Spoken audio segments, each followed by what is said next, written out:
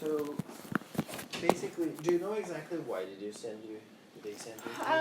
From what I can recall, my midwife explaining to me in terms of terminology, I can't re-say it, but something in her brain was slightly inflamed or enlarged. And regular's 10 millimeters and under, and hers was 11 or 12. Yeah. Good. This is called lateral ventricles. Okay. So in our brain, we have what we call ventricles. Ventricles are some canals in the brain, right? Okay. And there is fluid inside, and there's fluid that is actually producing within those ventricles that goes to the spine, right? And the lateral ventricle is the main ventricle that we actually look at in an ultrasound, and we measure in an ultrasound. And you're right.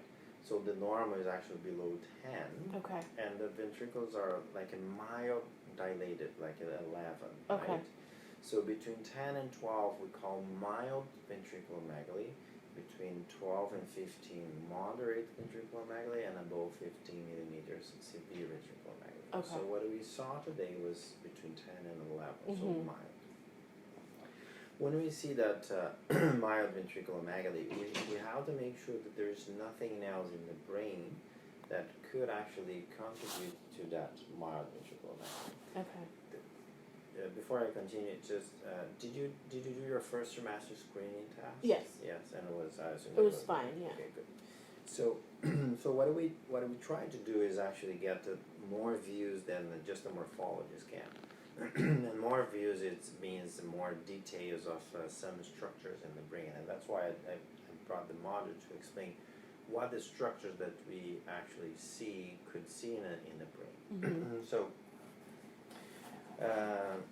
when you look at the brain, all this part here we call cortex, right? This part that I didn't see anything major, right? But this part is very difficult to see in an ultrasound. Okay. Right? We see, but the details, it's a little bit tricky. This part of here's the front of the head, and here's the back of the head. Here's what we call posterior fossa. So here's we have this structure here called cerebellum, right? And I saw the cerebellum and it looked normal. Okay. And the posterior fossa, all this part here, for me, I don't see any really problem on here, right? So when we open the brain, so we have like one hemisphere and another hemisphere, right? So that's the way that our brain works. So when I open here the brain, so I have one structure in the middle of the brain called corpus callosum, which is this structure here. Okay. So the the main reason that this structure is here is because you can see that it's also here. So they actually join and they allow communications between the two sides of the brain. Okay. Right? That's the main, function. So unfortunately, I didn't see this structure. Okay. Right. So I did not see the corpus callosum, and we try hard through transvaginal scan, but I could not see properly. Okay. So. Is it something that you would normally see? When I do a transvaginal scan, I normally see that. Okay. Right? I'm telling you that your scan is not an easy scan at all. Okay. Right? But unfortunately, I didn't see the corpus callosum. Okay. So, when we don't see the corpus callosum, right? So there's several things that we need to try to figure out, right? So we need to see if this is the only thing that is abnormal. Okay. Right? And if there is this agenesis of corpus callosum, means that the corpus callosum is not present. It's definitely is the reason that the lateral ventricle is a bit dilated. Okay. Right? So the rest of the brain, I didn't see anything else wrong. Okay. Right? I didn't see, based on your morphology scans, Dana also looked at, the rest of the baby and the heart, and she didn't see anything, she didn't see anything else. And that is, any abnormality. The other thing that is important is, there's two things. One is, in terms of imaging, if you wanted to have more information about, structures in the brain, especially because it was a little bit difficult scan. Mm-hmm. Fetal MRI means that you go and have an MRI, help us to define if it's first. Yes, Dr. Moretti was right to say that was a missing corpus callosum, Mm-hmm. or no, he was wrong. Okay. There was a corpus callosum there, and make sure that there is nothing else. Okay. That's one thing. So the second thing is, if there is a missing corpus callosum, Mm-hmm. the missing corpus callosum could be associated with some genetic problems, Okay. right? Which the first trimester screening test will not really I picked that up. search, yes, for that. The first trimester screening test is good for trisomy 21, which is Down syndrome, trisomy 18, 13, but not really for other genetic things. Mm-hmm.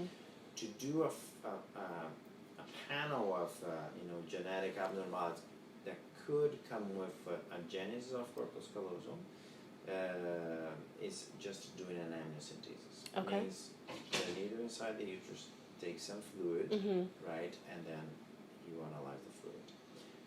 To do that, first you should be referred to genetics. Mm-hmm. So genetics will talk about the ultrasound findings, if you want to do MRI, and see what they will looking for in amniotic fluid.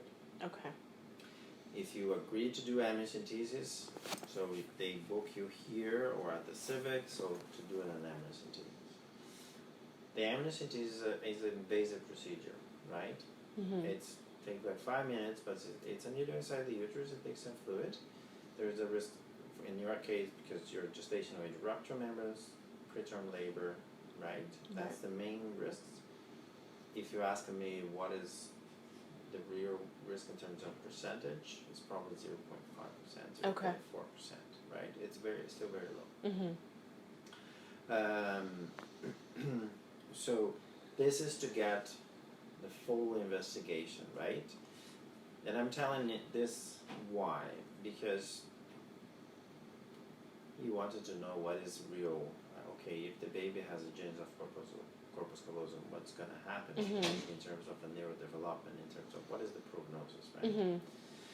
First is there anything underlying that is causing that? Means genetic problem, and if there is, we have to look at the genetic abnormality to answer the question, Okay.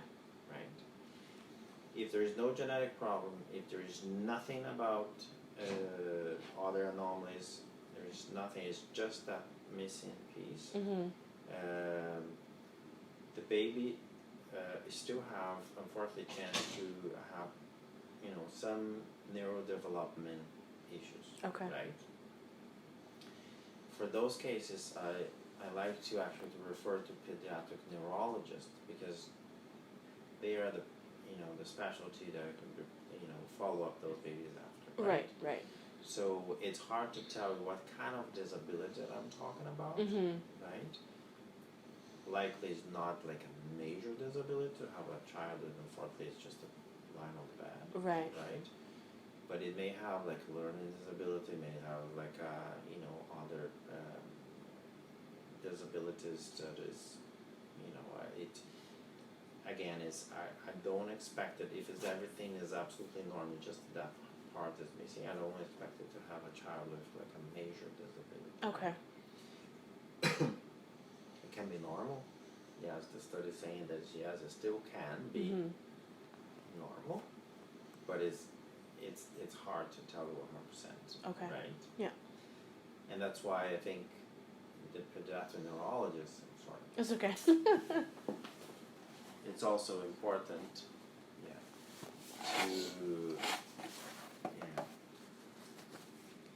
So there is lots of not lots, but there is investigation that I strongly recommend. Yep.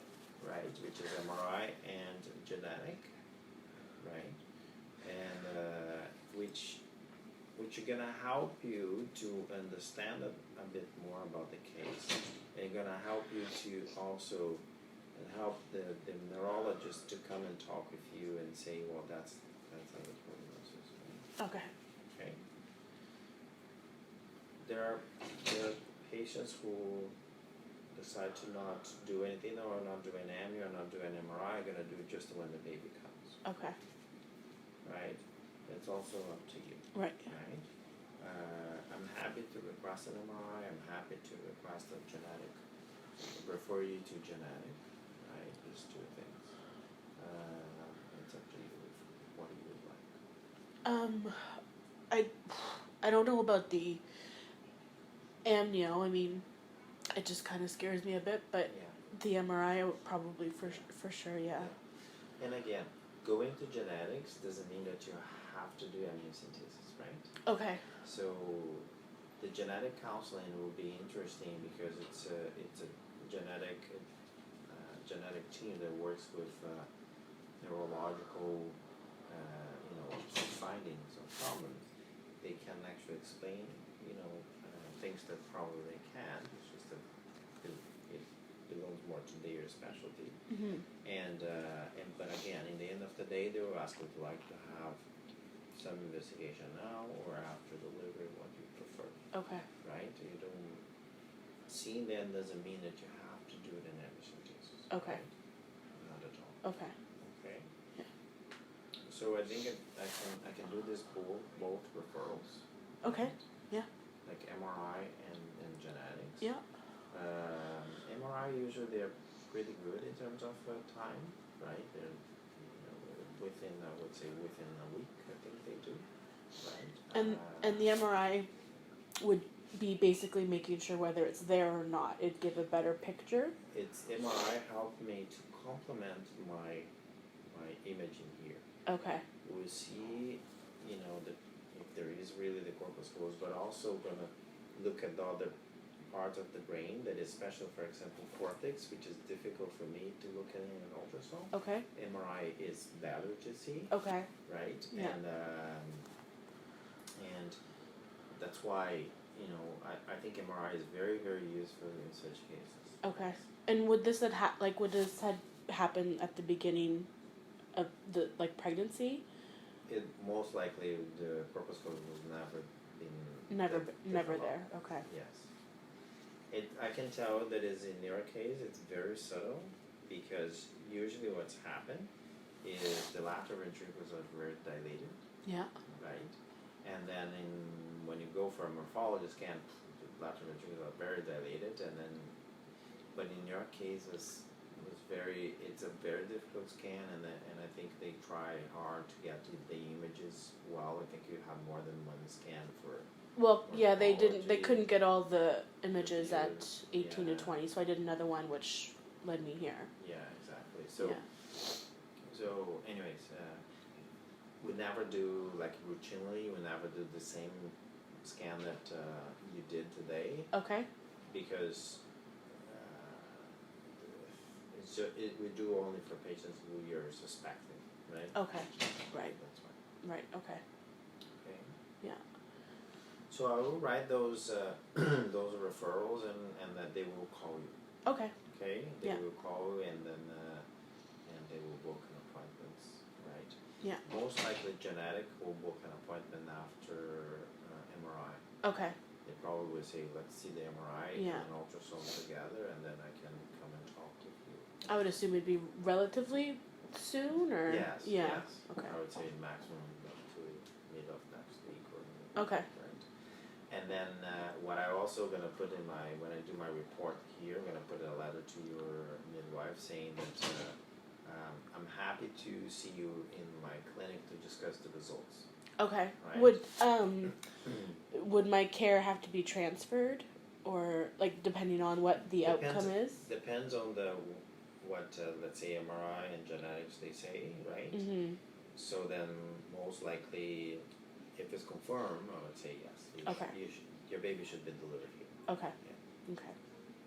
Okay. Yeah. Where are you supposed to deliver your baby? We haven't quite decided. Where did you deliver your first baby? At the Civic.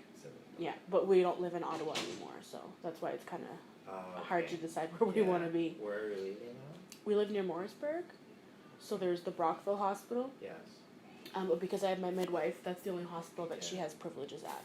Yeah. Yeah. Of unfortunately, it's not the prenatal care itself.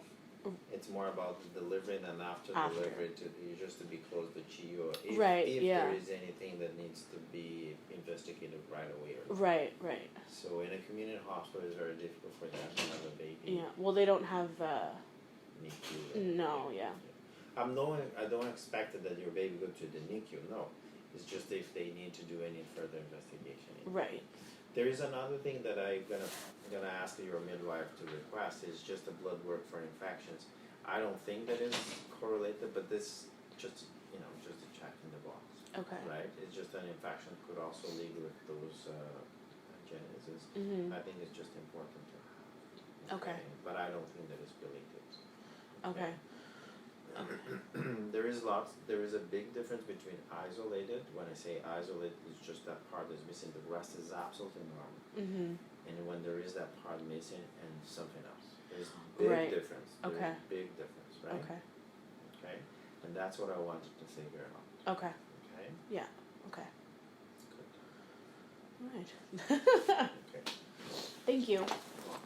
Okay, I will put everything that we discussed. I will put in my report to your midwife, and then the right time, I keep watching, when you're gonna have the MRI, when you're gonna see the genetics, and then then after that, I will ask you to come over here. Then we can discuss again. Okay. Okay. Perfect. Thank you.